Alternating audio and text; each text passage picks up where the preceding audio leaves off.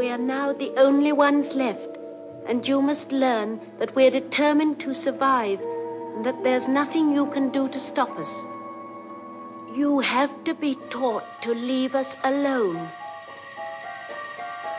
Leave us alone.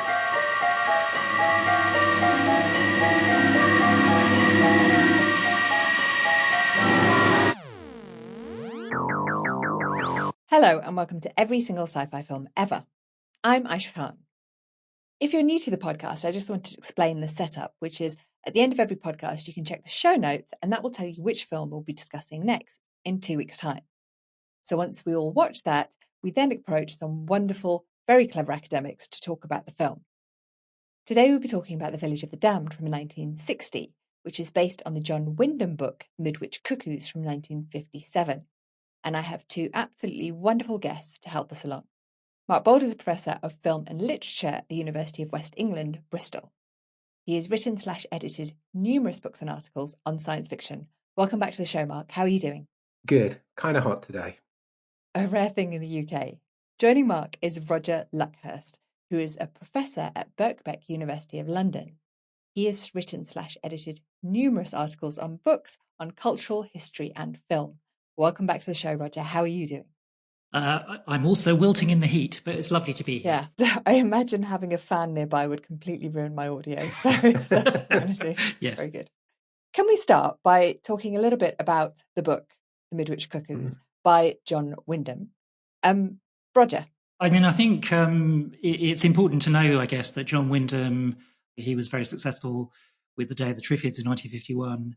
And that became an immediate kind of success. Although he'd been writing in American science fiction magazines unusually for an Englishman before the war.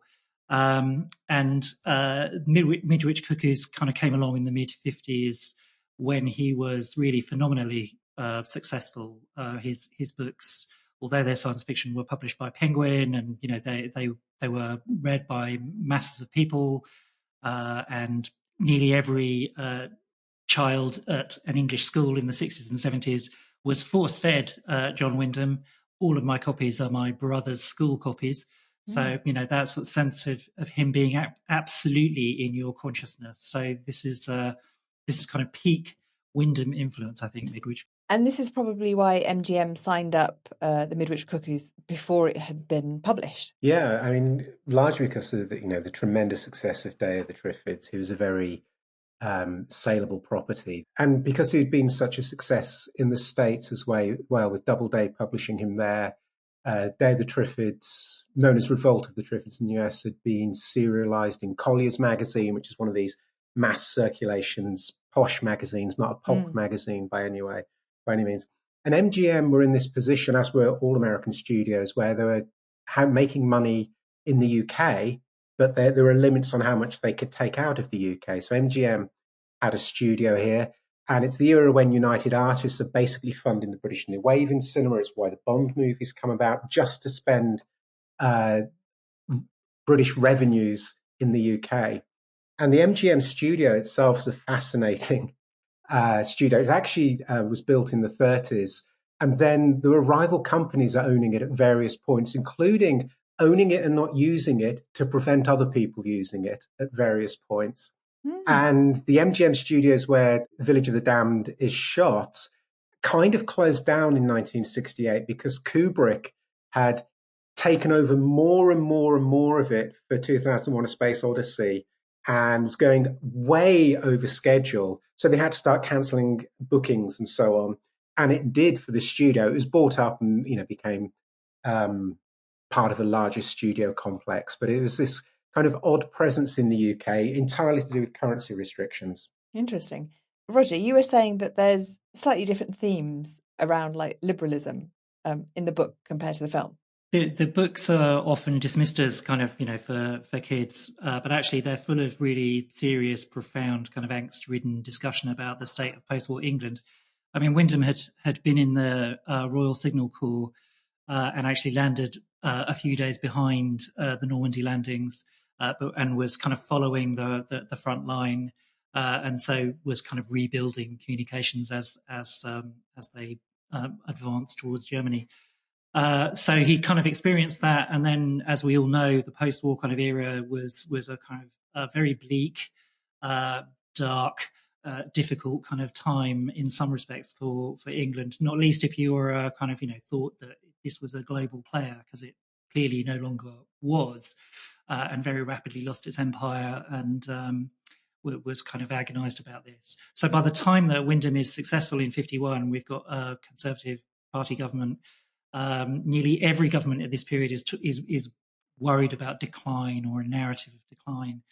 So in Wyndham, I think what you get constantly are these reflections on what direction politically should England take. And there are lots of explorations of that. Quite often the post-apocalyptic landscape of these kinds of catastrophe books are sort of explorations, as they still are actually in zombie films, about what kind of models of society do we want to build. Now we've got a chance, a tabula rasa, a clean start. How do we want to go ahead? And in Midwich Cuckoos particularly, I think you get quite a lot of angst-ridden stuff about, is liberalism kind of strong enough to survive? Decent British values are the ones that are keeping these aliens alive, whereas the Russians have been ruthless, and these savage Eskimos have killed them off immediately. All that sort of stuff. So he's constantly reflecting on that, and Zellaby being a kind of Darwinian and thinking about Darwin and survival of the fittest, and this kind of sense of struggling with that kind of scientific stuff. It's often seen as a so-called cozy catastrophe. I'm sure we'll talk about that term, but it feels very uncozy in the book anyway. In an Eskimo community, there were 10 births. The community didn't take kindly to this. Golden-haired babies born of black-haired mothers violated the taboos. None survived. In the communist world, there were 2 time-outs similar to the one at Midwich. One at Irkutsk, here, on the borders of Outer Mongolia. A grim affair. The men killed the children and their mothers. It's interesting because John Wyndham was known to be a pacifist, but this book does involve killing children, even though they are of a different species. If you read any of the letters he sent to Grace Wilson, his long-term lover, and very later his wife, from where he was stationed in Germany, there's lots of stuff going on in there about him wrestling with his beliefs. Because he'd been a censor at the Ministry of Information before signing up in the British Army. So he clearly wasn't just a straightforward pacifist. And obviously the Quaker background and so on fed into that from the school he was educated at. But he really is uncertain about those beliefs after he's seen, Germany gone through France, see Germany laid waste, and surrounded by so much death and destruction. In an odd way, you'd expect that to reaffirm pacifist beliefs, but it doesn't. It really leads him to question what exactly he should do, what ways forward are there after the war. I actually found the book really interesting because it deals with, women becoming pregnant without, consent or knowledge. And so it has this really strange, huge feminist thread throughout it, which I think, admittedly, the whole book is from a male point of view, but it seems like Wyndham is very, sympathetic towards the plight of, social norms and how women have to navigate them. Yeah, absolutely. I think one of the things throughout the novels, in Day of the Triffids, Crark and Wake's, Trouble with Lichen, you do get these recurring images of strong women, very, very capable women, occupying higher positions as scientists or journalists and so on, often higher positions than their male counterparts. But it's also that kind of, it's feminist, but in a kind of misogynist way. So it's a very strange sensation, but there are some great things in Midwich Cuckoos as well that are a little unexpected. Remember, this is still operating under, being published under, is it the Lord Chancellor's regulations around censorship? So he can't outright say one of the female characters thinks this is all a punishment for having an abortion earlier in her life, but he gets as close as it's possible to get to saying that under the existing censorship rules in the UK. Yeah, and he's also kind of, I guess, responding to that kind of cultural shift that's happening in the late 50s that you've covered in previous podcasts, but the rise of women in the workforce, the counter reaction to that, and a kind of strong conservative conformity, and the kind of idealization of motherhood and home and all those sorts of things. And I think Wyndham personally, I think, was very agonised about all of that sort of stuff. So I think he had a very kind of he's always very worried about his mother and what his mother would think. And it's kind of English values, I think, about that sort of valour and honour towards women. And he agonises about whether he's going to get married to his partner for years on end. Actually, years on end. And that was actually, he couldn't get married to her because her job prevented her from being a married woman. Is that right? Yeah. That's right. Yeah, she was a teacher, so she would have lost a job if it had come out. Okay. And I think he was raised by a single mother as well, which is part of this. Has this complicated divorce history of parents and what have you. But he and his brother were raised by their mum. So that, again, that can work out in all kinds of ways. But I think it does also influence his appreciation of women and his sort of championing of women. I wanted to talk first of all about the lead character in this, the actor George Sanders. What beats me is that I have failed to reach the children. But the point is they're shouting for action. Now, things have gone too far. The village is very near panicky. If only I could get inside the children's minds and read their thoughts, as quite obviously they can read ours. Yes. Mark, this time, can you tell us a bit about him? Because he is quite wonderful in his own way. Yeah, he's just fabulous. So he's born to a kind of Anglo-Russian family in St. Petersburg in 1906. And they, of course, have to leave in 1917 because of the revolution. They come to Britain, and George Sanders is educated at Bedale School, which is where John Wyndham is educated. Wyndham's there from, I think, 1918 to 1921. So they may well have been at the same school at the same time. I haven't been able to confirm the dates George Sanders was there. He has this kind of wandering career trying to figure out what to do. And he's working at an advertising agency with Greer Garson before she's Greer Garson, one of the most successful British actresses in Hollywood ever. And she suggests he take up acting, and he starts getting some stage roles in the UK. He goes to Broadway for the Noel Coward production of Noel Coward's play, Conversation Piece. And there he's spotted by 20th Century Fox, who give him, a standard 7-year contract. And then he has this kind of slightly odd Hollywood movie career where he switches between being B-movie star, A-movie character actor. So, RKO hire him to take over the role of the Saint in a series. Louis Hayward played this Simon Temper in the first one, and then George Sanders took it over for 5 films, all out in 1939 and 1940. Then he leaves the Saint. Someone else takes over for a couple of movies. Then RKO create this character, the Falcon, who's so close to Simon Templar that Leslie Charteris actually sues RKO over it. Even brings in Wendy Barry, the love interest from Saint movies, as his love interest.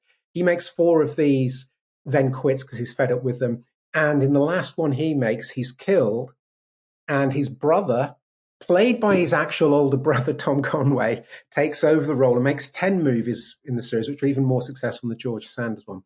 So 1940 is also the year, one of his defining roles in Hitchcock's Rebecca as the rather sleazy lover of Rebecca who's blackmailing Laurence Olivier. And, that kind of captures what will become his, main persona in A-list movies, this kind of potentially charming, but really quite sleazy and possibly brutal figure. We see versions of that in Picture of Dorian Gray, where he's Lord Henry Wotton, the one who leads Dorian Gray into corruption. We see it in The Private Affairs of Bellamy and The Ghost of Mrs. Muir, both of them in 1947, and a variant of it in All About Eve as well, which is the one he receives an Oscar for Best Supporting Actor. He works with some major directors. He makes 2 films with Hitchcock, so as well as Rebecca, he's in Foreign Correspondent, where he plays a hero, which is really disconcerting if you watch it now. When the year he made, which is 44 or thereabouts, it kind of makes sense. But when you are used to the later George Sanders, you really think he's going to be a Nazi. And he does play the lead Nazi in the first of 3 films he makes with Fritz Lang, Manhunt, the adaptation of Geoffrey Household's Rogue Male. And he's doing these kind of A-budget movies. He comes to Italy to make A Voyage to Italy with Rossellini. He's also worked with Jean Renoir in the US as well. So he's working with his kind of, certainly what we think of now as absolutely top-flight filmmakers, whilst also churning out a lot of rubbish. He's suspended at least twice by Fox for refusing roles that are so bad. And, his career has that kind of normal slow decline. He starts doing TV. So in 1950, he's in various shows, but in 1957, there's the George Sanders Mystery Theatre, where he's the host of a kind of anthology series of crime dramas. It lasts for just the 1 season. Then he does sort of late career stuff. So he's in The Rebel with Tony Hancock. He's in the second Pink Panther movie, A Shot in the Dark. And then, of course, probably his last great role is as the voice of Shere Khan in The Jungle Book. It's me, Shere Khan. I'd like a word with you, if you don't mind. Alongside all that, he has 4 wives. Not at the same time. Not at the same time, yeah. Should add. The second one is Zsa Gabor, the Hungarian-American socialite and actress. The 4th one is Magda Gabor, the eldest of the 3 Gabor sisters, all of whom are socialites and actresses, though Magda has the least credits. All this is going on. He has 2 other wives. And related to the film, so actor Ronald Coleman is supposed to play the role that George Sanders plays of Zellaby. And yes. He was married to Benita Hume, who ends up being George Sanders' second wife, in between the Gabor sisters. Third wife. And just to add, third wife, sorry, you're completely right. And just to add that his biography is called Memoirs of a Professional Cad, which I think is very appropriate. It's fabulous. I can't find my copy of it though. He also published 2 crime novels in the 40s as well. But they were ghost written. So Crime on My Hands was Craig Rice, and Stranger at Home's Lee Brackett, of course, who was, wrote The Big Sleep, did the first draft of Empire Strikes Back. So we have and was a major science fiction writer of the 30s and 40s, as well as a crime novelist. Towards the end of his life, though, it becomes quite tragic. He loses an absolute fortune in an investment scheme gone bad. His mother, his brother, and his 3rd wife all die within a year. And he has a minor stroke as well. There's a fabulous story of after the stroke, he can't play the piano anymore. So when you see him playing the piano in the film, that's actually him playing the piano. So he gets the piano dumped in the back garden where he takes it apart with an axe. And then eventually he books into a hotel, swallows 5 bottles of Nembutal, along with some alcohol, and dies a couple of days later. And he leaves 2 suicide notes, one of which is just, I'm so bored with this world. I think I've lived long enough, and it's up to the rest of you to deal with this nonsense from now on. But that kind of suave, slightly dangerous figure really, really defines his character. So Zellaby is quite unusual in being much more sympathetic. Lovely. Thank you for that. Roger, can we go back to your mention of the Cosy Catastrophe and what that means? Wyndham and his friend Sam Hughes, who wrote under the name John Christopher, they both wrote lots and lots and lots of catastrophe novels set in the rolling hills of England. And they actually aren't that cozy, but nevertheless, one of the new wave science fiction writers in the 60s, Brian Aldiss, wanted to, in a sense, make distance and declare a kind of new generational position for the new kind of science fiction. So he was in a group with Michael Moorcock and J.G. Ballard and John Sladek and all these new kind of figures. And so he needed, in a sense, to kill off the previous generation. So he said of John Wyndham's stuff that it was, all he ever wrote was Cosy Catastrophe. This was, he said, devoid of ideas. And famously, he sums it up as, The hero should have a pretty good time, a girl, free sweets at the Savoy, automobiles for the taking, while everyone else dies off. And in a sense, that's supposed to be a kind of savage takedown of this kind of cozy world. And they're now, this new generation of writers is going to take it somewhere else. And in a way, that's being echoed at the beginning, I think, of the Midwich Cuckoos, which is a very bucolic scene. Lots of, shots of nice sheep and, kind of classic village. Hierarchy is there of the vicar and the squire. And the doctor who knows all the ins and outs of the family, and we even have some peasants who are going to take up torches and try and lynch someone. So that kind of sense of a bucolic scene. But actually, reading his work is, as we were saying earlier, it's full of this kind of quite difficult, savage kind of thought. And I do think that actually George Sanders, it has an amazingly melancholic kind of air to him in whatever he does, a very kind of distinctive voice. And if you think about him, as deciding to make a sacrifice, which is slightly more heroic in the film than it is in the book, because he's terminally ill in the book, so he's not really sacrificing his life as such. Whereas, the George Sanders of the film is. But nevertheless, that decision to kind of, take the children with him as he kind of blows up the whole place at the end, is this kind of, it's a melancholic kind of thing, which isn't cozy at all. It's like a savage decision for the survival of the fittest if they're going to survive these kind of evil alien invaders. Yeah. Okay, so let's start with the film and the premise, which first, I don't know, 2, 3, 5 minutes maximum, I was hooked because I'd not read the book and everyone just starts falling asleep. It's absolutely magnificent. Mark, let's chat about the premise. Yeah, well, the first thing is you don't know they've just fallen asleep. It looks like some kind of weapon has killed them all. You remember when we did the podcast on the world, the flesh and the devil, and the streets are empty of bodies. Here they're full of bodies and we have no idea what's happened.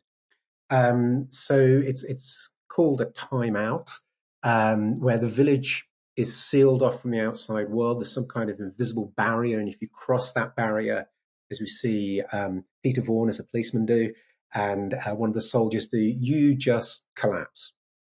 A plane flying over to surveil it after the military have arrived. The pilot comes down too low, falls asleep, whatever, crashes his plane. We don't know what's going on. But then suddenly everyone starts to revive. And there's still no explanation of what's gone on. In the novel, a plane flying over spots something that we'd think of as a flying saucer there, but we get nothing like that in the film. And everything seems okay. People have recovered. And then a few months later, we begin to get the succession of scenes in which it's revealed all the women in the village of childbearing age are pregnant. Terrifying. Yeah, and their fetuses, at 4 months, are like 7 months developed. And there's obviously some tensions in the village. So one of the surrogate fathers has been away for a year, and he comes back and finds his wife pregnant, and their friend can't work out why he's unhappy. And it's not played as a comic scene, it must be said, but it always makes me laugh. This kind of dim-witted person not spotting there's tension in the house. And they have the babies. In the novel, it's something like 62 babies. In the film, it's about a dozen. And they grow up really quickly, and they develop telepathic powers. They all have white hair in horrible basin cuts. They have wigs, but yeah. Yeah, and they're clearly telepathic or a group mind of some sort, and they can take control of other people. Their eyes glow when they take control of other people, which was quite an innovative special effect at the time.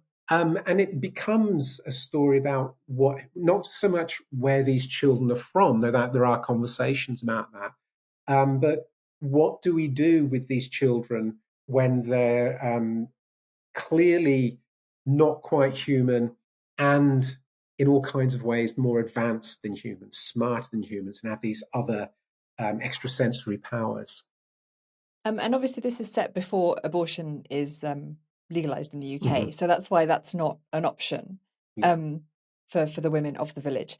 But also it is such a terrifying concept. I think watching it, I just thought, how absolutely terrible. And then on top of that, it's in the 1960s, where, you know, an unmarried woman getting pregnant, or that, you know, even that husband coming back, that's such a, like, the social pressures on top of the fact that you now have to give birth to ultimately like you're just a host incubator for something which they never really explain what they are. Like, they're just like, there's weird looking babies that are here. They don't actually explain it, right?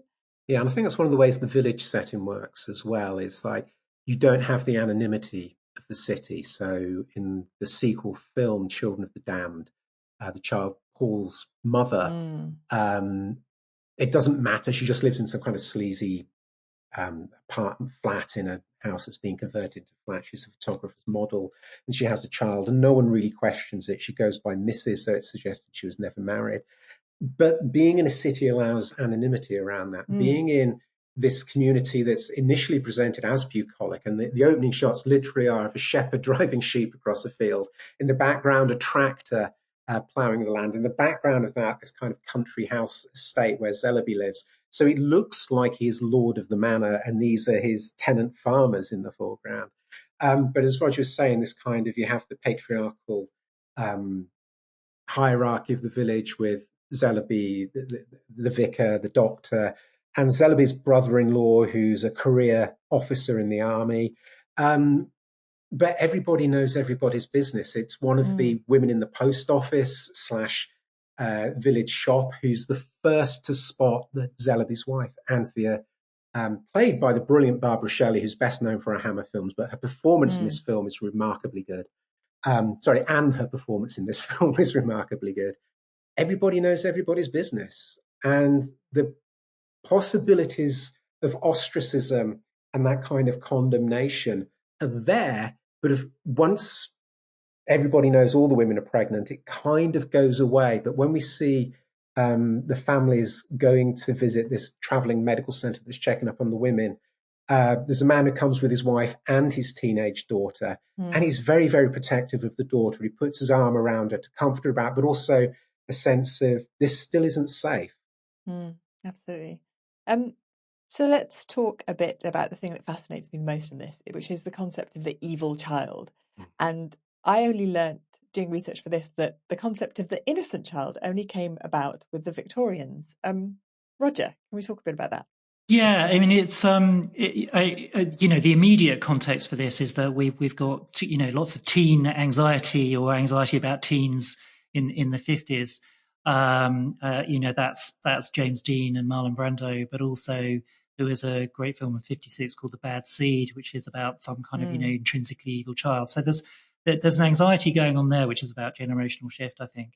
But it does have deep roots. So I think the idea, you know, back to the Romantics, if you think about someone like Rousseau had this kind of ideal of the, you know, we should all become as innocent and as, you know, kind of powerful as the child who's been undimmed by the corruption of modern life. You know, they have this kind of huge amounts of potential, and it's only society, in a sense, that's holding it down. In the 18th century, they were fascinated by kind of feral children, children who'd been, you know, not brought up in civilization, but had been brought up by wolves or by bears in the forest. You know, this kind of these kids were toured around as these great kind of wonderful kind of things. And then I think in the Victorians are interesting and kind of split, because in a way, I think there is a kind of notion, a very strong cultural notion, that we should protect the innocent child. But at the same time, there's also what the historian Michel Foucault calls an implantation of sex into children in the 19th century. So suddenly they have this secret, hidden kind of life right the way from birth, and that they become very suspicious and strange kind of creatures. So, I mean, the classic locus for that would be someone like Sigmund Freud, who kind of said, well, actually, you know, the lovely innocent child you're looking at is kind of roiling with rage and anxiety and desire and the will to murder and kill and all these sorts of things. And he was simply part of a whole tradition, rather than seeing him as a break. Lots and lots of Victorians thought like this. They were obsessed with kind of stopping children having any form of sexual expression. So famously, they built beds where they tied their hands to bedposts so that they couldn't touch themselves during the night. And rather than not talking about this, as Foucault says, they published hundreds and hundreds and hundreds of books about masturbation. So there were, kind of a real obsession with this. And you can see that gets picked up with kind of moments where there is an anxiety about generational shift, particularly in the 50s and very strongly in the 60s. So we're just moving into the 60s with Village of the Damned. They're not quite mods and rockers yet, but they're going to be this kind of, this is the new generation that is going to reject and refuse that very village hierarchy that's supposedly been there for thousands of years, and been the stable English model. Suddenly you've got a whole generation all at once thinking the same thing, which is rebellion. So I think there's a lot of, there's a long history there, but also a very kind of immediate history about the 60s too. Yeah, and it's kind of tipping that idea of what a family should be, to kind of have these children who are rebelling either in the real life in the 60s or in the film where they're not doing as they're told or behaving like children at all. I just wanted to mention something because when I was looking up the history of evil children, I also found that changelings in European folklore, which are human-like creatures which have been replaced by some kind of supernatural or woodland kind of magical creatures. But sadly, trigger warning, court records between 1850 and 1900 in Germany, Scandinavia, Great Britain and Ireland reveal many proceedings against defendants accused of torturing and murdering suspected changelings. So infanticide due to superstition there. Mark, can you talk a bit about the evil children that are about to come into the kind of movie world? Because there's quite a few up after The Bad Seed. Oh, absolutely. I mean, The Bad Seed itself is quite remarkable. It's a very successful best-selling novel from 1954 that's immediately adapted for Broadway by Maxwell Anderson. And then there's Mervyn LeRoy's film in 1956. And it's a mother begins to suspect her otherwise angelic daughter is in fact the brutal murderer of a dog, a babysitter, another boy at school. The caretaker in the building figures out what's going on. So she traps him in the basement and sets fire to him. The mother, and she also has blonde hair. I think I think they've got that from Bad Seed. The mother decides the only thing to do is give the child an overdose of sleeping pills, then shoot herself.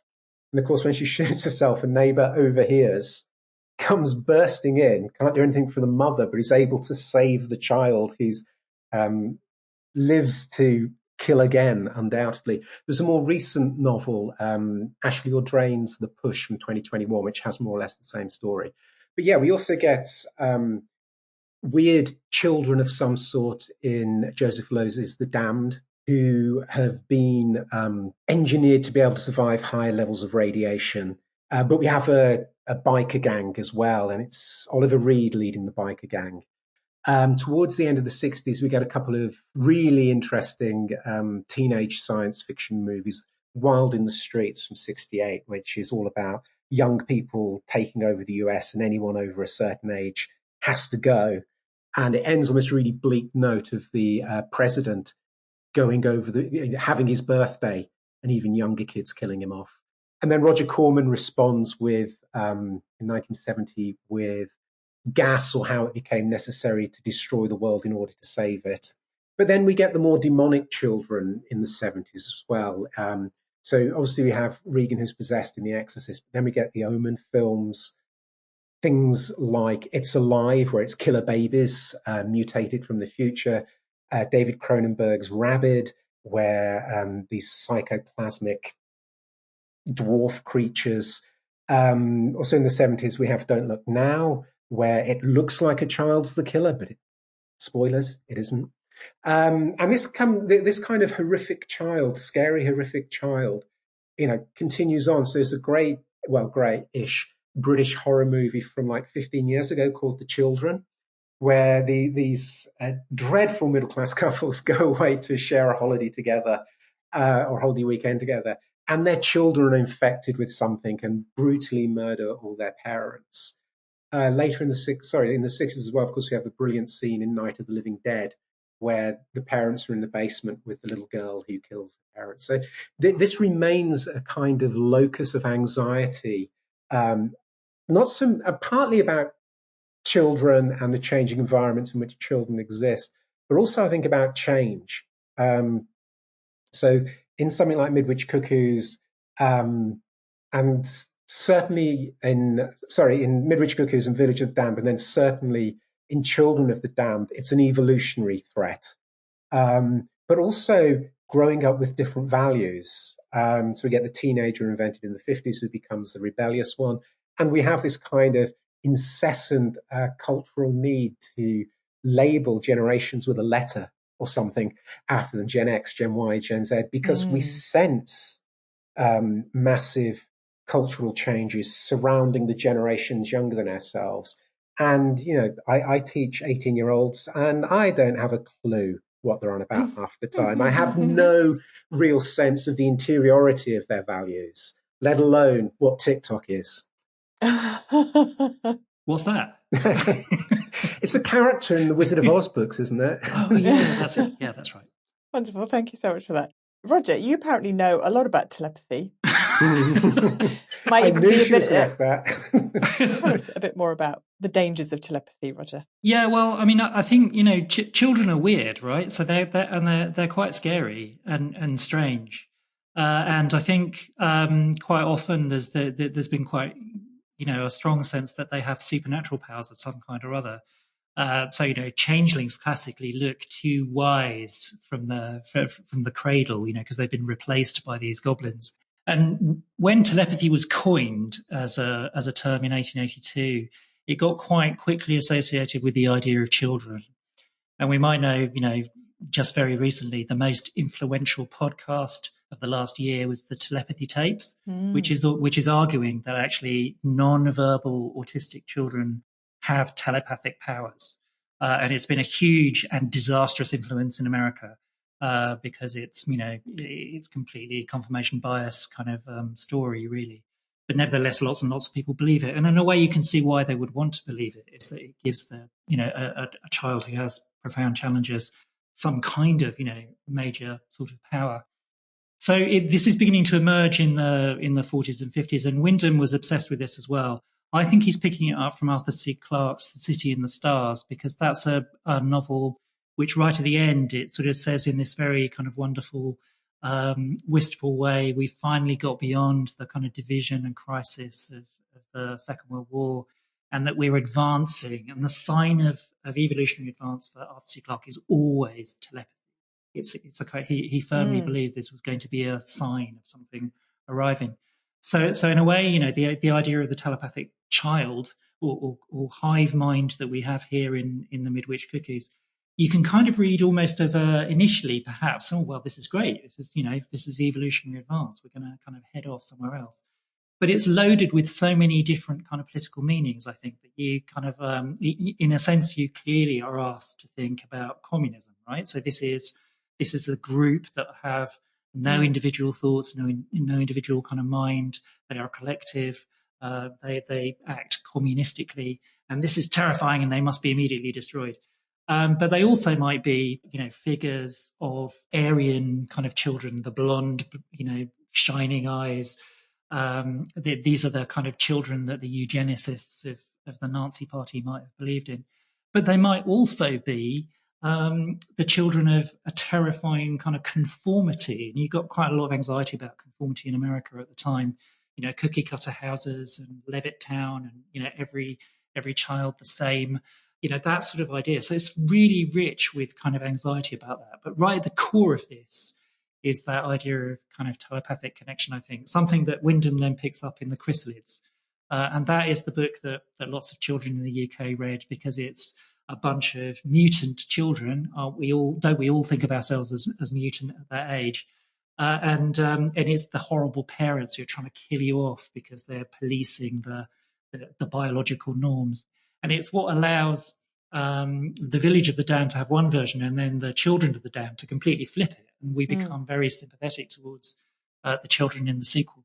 I think also telepathy is, not only big in science fiction in that period as well, because Campbell's on his, the editor of Astounding, is on this kind of post-war obsession with what he calls psionics to try and make it sound more like a science. And Van Voogt's novel Slan, with telepathic evolved humans. But there's also, I'm sure Roger can tell me their names because I've completely forgotten them, the famous radio telepath couple who they had a stage show act, and they were on BBC Light programme, I think it was, repeatedly. And I don't know how you do. I know there are radio ventriloquists, and that makes no sense. But how you do a telepathy act on the radio, I honestly have not been able to figure. Yeah, I mean, one of the first things the BBC did in the 1920s was telepathy experiments with the audience. Because Oliver Lodge, who was one of the kind of key psychical researchers, he thought telepathy existed. In fact, he discovered radio by mistake while he was trying to prove telepathy. He's someone who was doing that kind of stuff. And then just to mention the other thing, I guess, in the UK, and this was also happening in the Soviet Union and in America, was that governments were fascinated by identical twins. And they put them through lots and lots of experiments to try and see if they kind of shared minds in various ways. I knew the journalist Mark Lawson, who writes on culture and TV quite a lot. He was an identical twin, and he was taken out of school with his brother, and they were experimented on for quite a long period in the 70s. So it's kind of around this idea of maybe psionics, as Campbell was calling it, might be a weapon. And there's lots of kind of doublethink between American secret covert programs about psychical research and telepathy and all that sort of stuff, and the Soviets. And it turns out they were deliberately leaking completely, false or misinformation in order to try and push the other side to spend all their money on pointless things like telepathy. Very interesting. Thank you for that. Could we talk briefly about class in the film, Mark? I love the fact, before we start, I love the fact there's a scene where George Sanders is standing by his fireplace with his full tuxedo on. And I was like, I just want to invite people around and dress in a tux. It's just something that just doesn't happen anymore. They're having this crisis meeting, and clearly they've all dressed for dinner beforehand. So Barbara Shelley's in a fabulous dress. The doctor's dressed up as well he certainly has a bow tie, and it might be a lounge suit rather than evening dress. Yeah, I mean, class is really fascinating. See, the problem is I wouldn't know the difference. Looks like a tux to me. Sorry, carry on. Actually, I think he has very, I think it's a smoking jacket, actually. He has very shiny lapels on it. And he's constantly wearing a cravat as well, which might be to hide his throat because he's quite old by this point. But yeah, so you've got the traditional village class system, which I think there's something going on more so in the film than the novel about post-war social mobility as well. Because as well as the traditional class structures, there are something like 19 child actors in the film. 7 of them are the village children, and the kind of scruffy urchins that they are. And then you have this dreadful parade of, really posh middle-class kids in their blazers and school uniforms going past. And I think, it's talking about a generational shift, but that period that begins in the immediate post-war and kind of ends at the end of the 70s, where social mobility was, I'm not going to say it was massively possible, but was much more possible in that period than it was before or has been since the late 70s. So you have these kind of two sets of children and this kind of representation of working class kids who are scruffy and snatch things and bullies and throw balls to hit the posh kids who are on their way to basically a private school. And I think there's something going on there that's worth thinking about in relation to the film and in relation to the sequel as well. Children of the Damned is different in that it has this urban setting. It feels much more like a 60s film. Lots of London street scenes and some handheld camera work at times. So it's not quite swing in London, but it feels much closer to that. And a kind of new wave realism at times as well going on in the aesthetics. But we also see where Paul's mother lives in this kind of seedy rundown apartment. And we see where the two scientists live in what I always used to assume was a queer relationship. But there's one scene where they get a phone call in the middle of the night, which makes it very clear they sleep in different bedrooms, which doesn't mean it's not a queer relationship.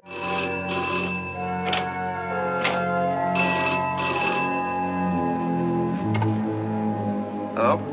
Dr. Llewellyn? Dr. Neville? You must come immediately. This is Dr. Llewellyn speaking. Dr. Neville? Hello, who is that, please? I need your help. This is Susan Elliott. Ian Hendry is a psychologist been doing this testing for the United Nations, IQ testing around the world. And Alan Bedell, who's this kind of florid camp geneticist who hits on every woman he sees, including saying rather in a kind of Leslie Phillips voice at one point. Can I help you? Rather. Somehow they live together in this really nice. Me and Roger are both academics. We couldn't afford to live there, even if we shared bedrooms. So we are seeing that kind of post-war transformation of social class going on, and it is a very post-war London as well. So a lot of the second half of the film is basically set in a bombed-out church from bombed out in World War II. Whilst we're seeing all, post-war motor vehicles, more motor vehicles than we would see in a pre-war movie. And it is interesting because the first child, although he does live in this kind of really run-down house, he still dresses very, he's got a little blazer on, he's got really smart shorts on. His mum's a complete mess. Poor woman. Not surprising. Well, he could be a grammar school boy, of course. He could have got there by scholarship. But they're also, it's very strongly emphasised in the sequel that they're international. Whereas what you've got is in the Village of the Damned is what seems to be a kind of quite narrowly focused, bunch of privileged white kids. I always think that this is, as Mark was saying, they're kind of toddling off to a kind of a rural public school. It could be Eton. And they could all be Boris Johnson, actually, with that kind of blonde. With that haircut. Just for our US, Boris Johnson. But just for our US listeners, when we say public school, we mean private school. Yeah, independent school. Yeah, absolutely. Yeah, in a way, I think John Wyndham might be, thinking back to his own experience at Bedales, which incidentally is now £18,000 a term. Wow. Sorry. And they take children from the age of 3 to the age of 18. Okay, wonderful. Thank you. Let's move on to the legacy of the film. We have mentioned the first sequel. Roger, legacy. Mark said this very well, I think, is that the Children of the Damned, which comes out in 63, 64, so a little bit afterwards, but nevertheless does feel like a kind of a flipping of the original film. So we're very sympathetic to the children, and we are very suspicious of the military, catastrophically stupid military in that film. And that's a sense of very clearly the children kind of represent a sort of United Nations, an ideal of global kind of peaceful kind of effort in a way. And so there's that. And then I think it does, those images from Village of the Damned of the blonde children are hugely influential, I think, on how we might kind of, represent collectivities and the uncanniness of children. It's got a really, really kind of long reach into lots of things. Into things even like The Shining, I would say, and then beyond.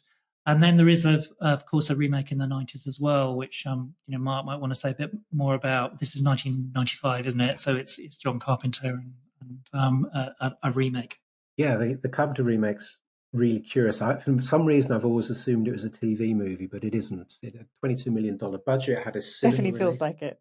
Yeah. And there are some interesting things about it. So it stars Christopher Reeve in his last role before the accident.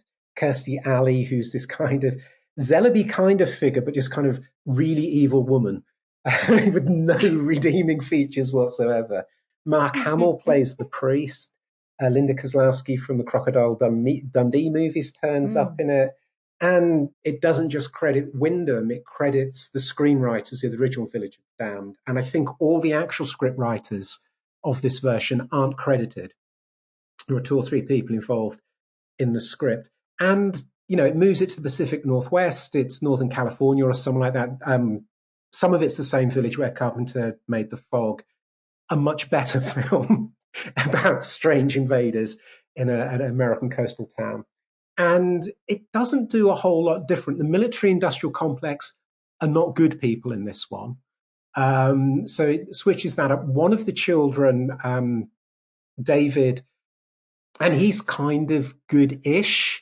And the film ends with his mother rescuing before the whole place gets blown up. So really, there's not a whole lot of change. There's just a bit more gory violence in it. So instead of the woman leaving the iron on the ironing board when she passes out, one man falls on the barbecue and burns to death. There's a fabulous scene where George Buck Flowers, playing the drunken high school caretaker, because every school has one of them, is made by the children to climb onto the roof of the building with the broom he's been using and throw himself off and impale himself. In this one, when the villagers march on the school, as well as flaming torches, one of them is literally carrying a pitchfork, doesn't get to use it. And there's a big shootout at the end. And he's probably been waiting to use that pitchfork for ages. And there's a line in Children of the Damned about, don't call in the military, they'll probably end up shooting each other. And we get a scene like that at the end of the remake. But it's not brilliant. It's worth watching. I've not seen the 2022 TV miniseries with Keeley Hawes though, so I can't comment on that one. I think, as Roger says, the legacy of it is not so much in things like remakes as the image of just how dreadful middle-class children are. Yeah, wonderful. Thank you so much for that. Can you both let's go to Roger first again. Recommendations for the listener, please, Roger. Okay, to pair with Village of the Damned, yeah. I think if you wanted to kind of follow through the kind of telepathy stuff, I guess, I've already mentioned The Shining, because that kind of splits them in a way. You have the identical twins, supposedly, who are haunting the hotel, who are genuinely very creepy indeed. But the telepathic child is kind of our point of identity. But then just to kind of compare and contrast, I guess, I mean, something like the series Sense8, which has these kind of 8 people around the world who are telepathically kind of connected. That's another sort of sense of dealing with it in a different way. And that's Lily and Lana Wachowski's series that I think only went for one series, but it was kind of quite high concept and didn't really take. But that I would recommend actually as a kind of sense of exploring group minds through the ages. Brilliant. Mark?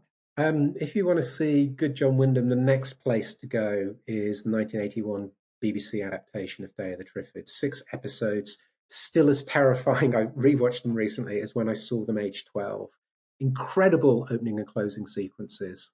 And it's a really close adaptation. If you know British TV, you'll spot all kinds of people in the background who went on to be famous on The Bill and things like that. But it really gives a sense of that cozy catastrophe. There are bits where you get to hang out in nice flats and dress for dinner, but there are also bits where you'll be tied up and attacked and brutalized, where your survival will be marginal and constantly at risk. So I think that's probably, watch that version, not the 2005 terrible version with Eddie Izzard and people.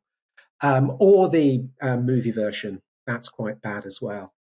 So I think, 1981 Day of the Triffids would be my next recommendation.